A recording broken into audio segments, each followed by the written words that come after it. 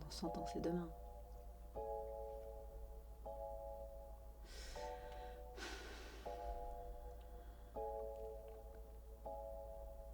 Dans 100 ans, j'aimerais qu'il y ait un véritable engagement climatique et écologique de la part de tous les gouvernements.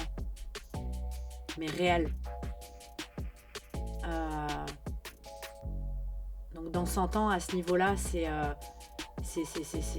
ultime qu'il y ait eu des solutions ou des lois. Voilà, moi, j'y connais rien dans l'absolu, mais ça me semble essentiel qu'il y ait une avancée là-dessus, parce que dans 100 ans...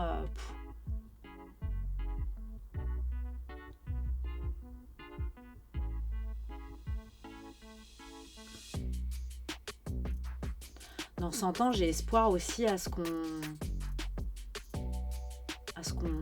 ait avancé sur la problématique de l'exclusion et de l'intégration, que ce soit au sein de nos pays, mais des personnes qu'on accueille aussi, ou qui viennent se réfugier, tout simplement. Dans 100 ans, j'ai espoir qu'on arrête de pointer l'autre du doigt parce qu'il est différent. Comment c'est possible qu'on soit capable de le faire encore aujourd'hui, et plus que jamais d'ailleurs, quoi. Dans 100 ans, j'espère que les sujets des différences de religion, que tout le monde sera apaisé là-dessus, quoi. Comment c'est possible qu'on en parle encore et encore. J'aimerais que le monde soit là déjà dans 100 ans.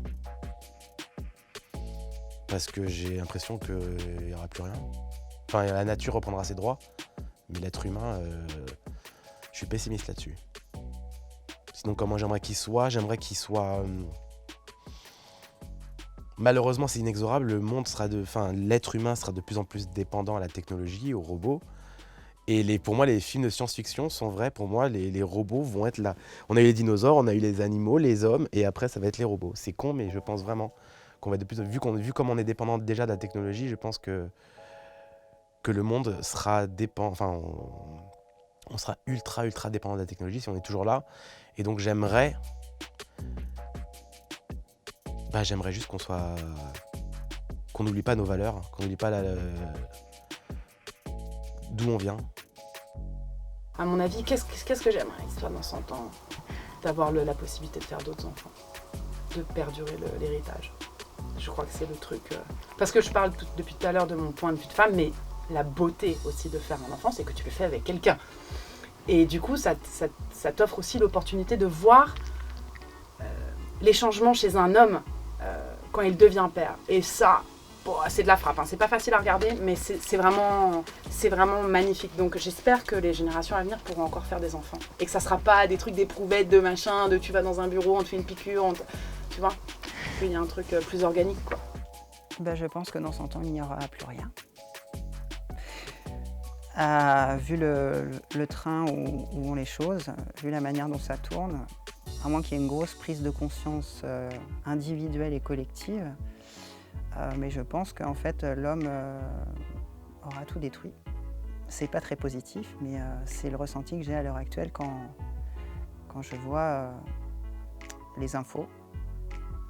Quand je tombe par hasard dessus, parce que je ne les regarde pas justement pour ne pas me laisser trop impacter par ça. Donc je prends les infos, c'est moi qui vais chercher les infos, on ne me les impose pas. Pareil pour les journaux. Et idéalement,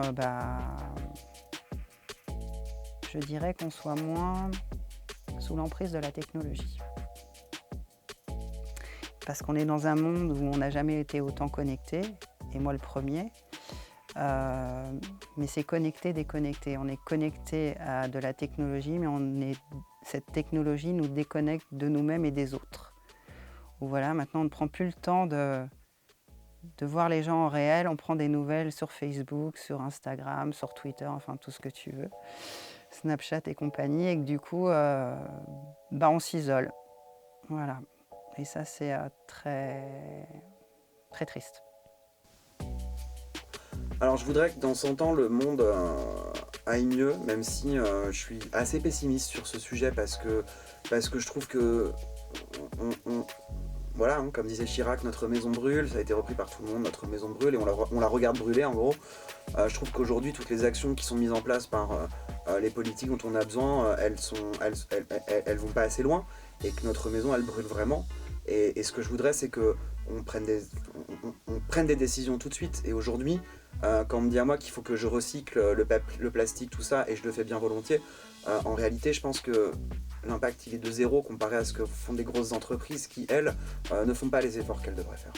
Et à quoi je voudrais que le monde ressemble dans 100 ans ? Je voudrais que le monde, qu'en fait ces grosses entreprises multinationales, elles n'existent plus. Ces entreprises qui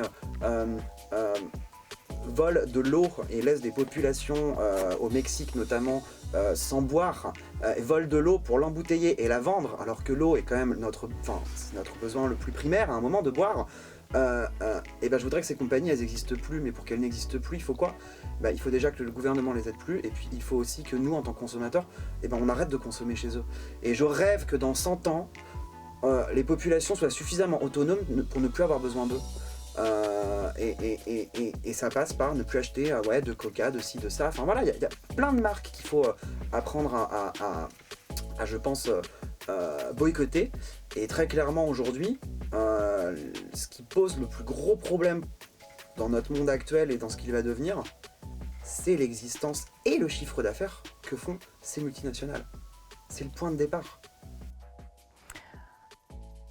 J'aimerais qu'il y ait plein de nature, que ce soit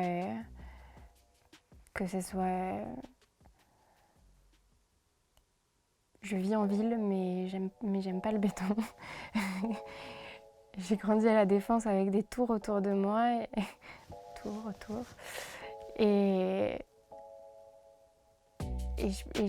c'est très différent pour avoir rencontré des personnes qui ont vécu à la campagne ou qui avaient de la nature autour d'eux.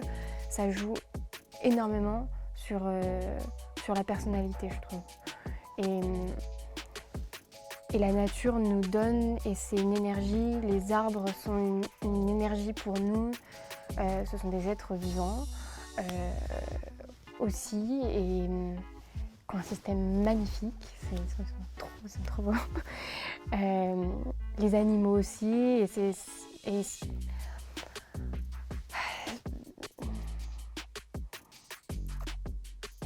ce serait chouette de pouvoir sauvegarder certaines espèces animales. On a des beaux animaux. Alors, ce serait bien que dans 100 ans, on puisse aussi en profiter et puisse aussi continuer à exister. Puisque nous, humains, on existe et dans 100 ans, je pense qu'on sera... Enfin, peut-être pas, au final, je sais rien. Peut-être qu'on sera plus là. Mais si à la nature... on pourrait tous, au lieu d'être des étoiles, les étoiles c'est aussi la nature, mais on pourrait tous être avec la reproduction, donc je sais pas, c'est une égalité. La nature détruit aussi, mais les humains se reproduisent. Je sais pas. Pour être chouette d'être tous, je vois des brins d'herbe, mais c'est pas forcément ça, mais tout ça dans 100 ans, d'avoir que de la nature et d'être peut-être un grain de sable, tous ensemble, parce que c'est une communauté au final, tout grain de sable c'est tout petit, mais on marche sur des tas de grains de sable, je sais pas. Ouais. Un monde où on soit plus connecté avec la nature en fait. Parce que je pense que c'est notre habitat naturel en fait. Quelque chose où... j'ai même du mal à imaginer ça en fait, pour être totalement honnête avec toi. Ouais, c'est-à-dire que je me suis jamais posé sur qu'est-ce qui pourrait se passer différemment. Parce que comme je te dis aussi, on n'a pas l'habitude d'imaginer forcément les choses positives. Les choses négatives, on n'a aucun problème. Un monde différent, ce serait un monde qui serait à échelle humaine. Où, par exemple, tu irais faire tes courses du producteur au consommateur. Donc ça signifie qu'il y a plein de choses qui ne rentrent pas en compte et il y a forcément des prix qui sont moins chers puisque tu ne passe pas par la grande distribution. Ce serait revenir à... Je pense que ce serait faire des pas en arrière en termes de développement. Mixer justement les avancées technologiques qu'on a, la connaissance qu'on a avec ce qui se faisait au préalable dans une société qui était moins évoluée. Entre guillemets, parce que j'ai le sentiment que l'évolution technologique nous a fait perdre certaines de nos capacités et la connexion qu'on a entre nous et le monde en fait. Mais à condition de faire ce travail, d'arrêter cette paresse intellectuelle et de faire ce travail sur nous-mêmes pour pouvoir aussi transmettre aux générations à venir et dire bah, vous voyez, c'est possible. Sois juste toi-même. Fais ce que... C'est hyper difficile. Hein. Moi, je suis maman de 2 enfants et c'est très très difficile de ne pas projeter ce qu'on veut sur eux. Parfois, même inconsciemment, on le fait. Et pourtant, l'idée, ça serait que tout le monde vive la vie qu'il doit envie de vivre. Et je crois que ça rendrait les gens plus heureux. Et comme c'est une question de vibration, bah, ça vibrera plus positivement, tu vois, ou plus divinement. Et dans son temps, bah, on vivra dans un monde presque idéal, tu vois, où les gens n'auront plus peur de ce qu'ils sont. Où on pourra aider sans attendre rien en retour et on trouvera ça totalement normal. Tu vois, se donner sans concession.